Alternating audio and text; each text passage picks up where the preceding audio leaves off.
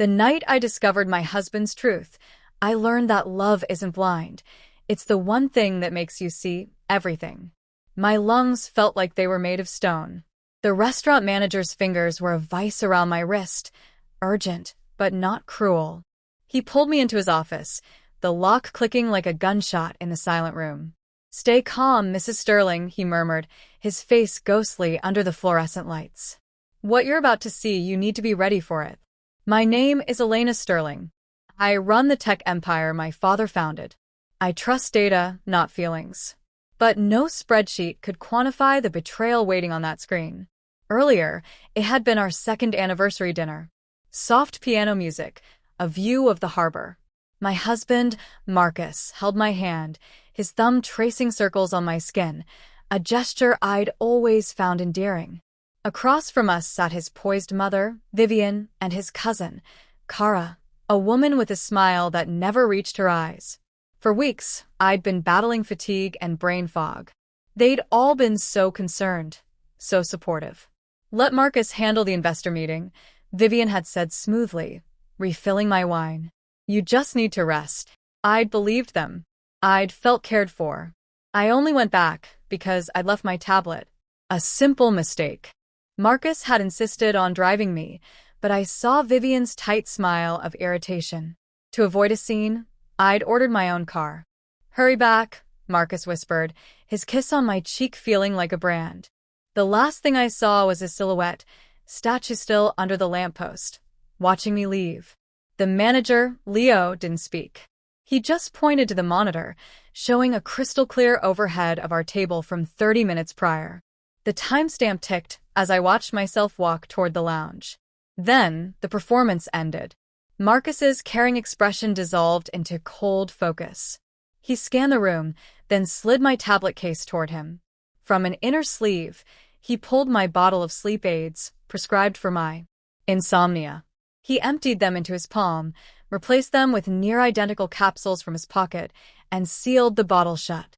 Vivian watched, nodding in approval. Kara grinned, clinking her glass silently with his. It was a silent, choreographed theft. Leo placed 2 bottles on the desk. "The ones he took," he said, pointing to the genuine pills, retrieved from the men's room trash. "And the ones he gave you." A quick search on his phone revealed the replacements were a powerful, unregulated tranquilizer known to induce confusion and memory lapses. The goal wasn't to poison me, it was to dismantle me, piece by piece, until I seemed incapable of running my own life. My phone lit up with Marcus's call. I answered, my voice eerily steady. "Found it by the coat check. Heading home now." Leo handed me my tablet. "Keep the real pills safe," he said. "And remember, your silence now isn't surrender. It's strategy."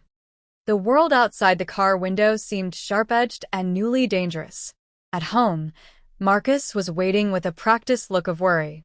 "You seem pale," he said, leading me to the sofa. On the side table sat a glass of water and the bottle. He shook a pill into his hand. "This will help you sleep, my love." I placed it on my tongue, drank the water, and let him believe.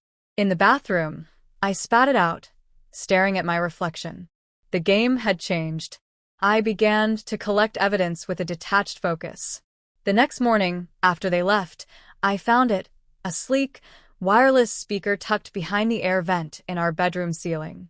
The source of the whispering voices I'd been hearing at night. I photographed it, left it untouched, and then called my father's old friend, attorney David Reed. With David, I entered Marcus's private study using a key hidden inside a hollow bookend. His safe opened to his mother's maiden name. Inside was a blueprint of my demise, a petition for conservatorship over me, a fabricated psychiatric report, and transfer orders moving company. Funds into offshore accounts under Vivian and Kara's names. Then, the final blow, a marriage certificate from Belize. Marcus and Kara. Dated 4 years ago. 2 years before he married me. We heard the garage door. David hid as Marcus entered, finding me trembling by the safe.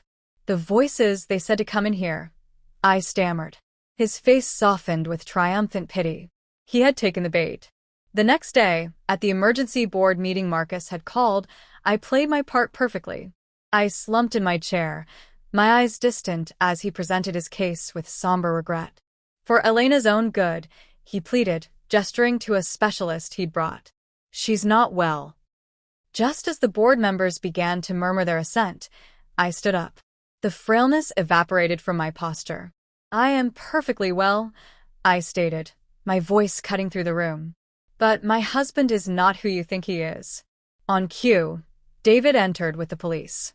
The security footage played on the large screen. The room watched, horrified, as Marcus switched the pills, as Vivian and Kara celebrated. My audio recording of Marcus and Kara planning their future with my money filled the stunned silence.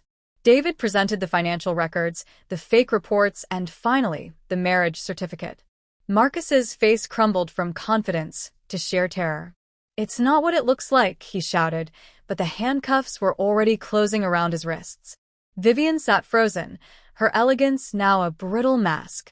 Kara sobbed into her hands.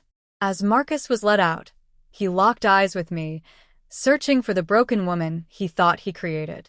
He found a CEO instead. The board voted unanimously within minutes, restoring my full authority and launching a forensic audit. After the room cleared, David handed me a glass of water. No pill this time. I looked out over the city my father built.